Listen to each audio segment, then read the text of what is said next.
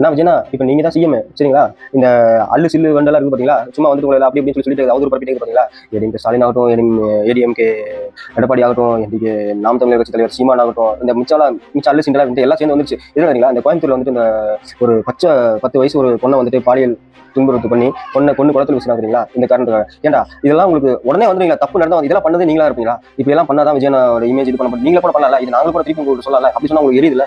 அப்ப எரியுமில்ல உங்களுக்கு? ஏன்னா அந்த மனுஷன் 12-13 நாள் சிஎம் பொறுப்பேற்று எத்தனை நல்லது பண்ணிருக்காரா? அதை கொஞ்சம் ஒரு நாள் ஒரு பொழுது ஒருத்தன் பாராட்டிருப்பீங்களா? தளபதி வந்துட்டு விஜய் முதல்வர் வந்துட்டு இப்போ வந்து நல்ல நல்ல விஷயங்களை பண்ணிட்டு இருக்கான்னு சொல்லிட்டு ஒருத்தன் இது பண்ணிருப்பீங்களா? நீங்களா மக்களுக்கு நல்லது நினைக்கும்னு நினைக்கிறா? அவன் மேல போயிட்டானே, அவன் சிஎம் சீட்ல கொண்டாரு, அவரு போய் உட்காண்டாரு, அவரு பாதுகாப்பு போகுது, பார்க்கலாம் அப்படியே தகத்த கீழ இருந்து அப்படியே வேகுது, அவங்களுக்கு எல்லாம் வேகுது. ஏன்னா அப்படின்னு நினைச்சுக்கீங்க. ஏன்னா அது ஆட்சியில் உட்காந்ததும் இலவச மின்சாரம் அது திட்டத்தை கொண்டாந்து அதுக்கு பாராட்டல, அம்மா உணவத்தை புதுப்பிச்சாரு, அதுக்கு ஏடிஎம்கே வந்து பாராட்டல, பரவாயில்ல நல்லது பண்றான்னு சொல்லிட்டு பாராட்டல. ஏன்னா இந்த சென்னையில வந்து 72 ரவுடியில் ஒரே நைட்ல அரெஸ்ட் பண்ணாரு, அப்ப தெரியல. திருச்சி எஸ்பி வந்துட்டு மொத்தம் 300 ரவுடியும் கூப்பிட்டு வான் பண்ணப்ப தெரியல.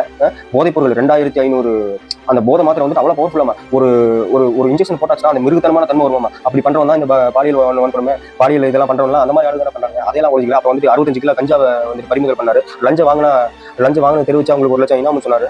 அதெல்லாம் உங்களுக்கு இது தெரியல. உடனே வந்துருங்கன்னா ஒரு தப்பு நடந்துச்சு, அதுக்கு உண்டான அவர் பண்ணிட்டாரு. இன்னைக்கு கூட கால் பண்ணி பேசுறா, அவங்க குடும்பத்துக்கு வந்துட்டு இன்னைக்கு கூட கால் பண்ணி பேசுறாரு. உங்க பொண்ணு எப்படி சித்திரவாதப்பட்டு கொல்லப்பட்டாங்களோ அதே மாதிரி அவங்களுக்கு நடக்கும், அந்த பரதேசி நாய்க்கு நடக்கும், அந்த மாதிரி சொல்லியிருக்காரா?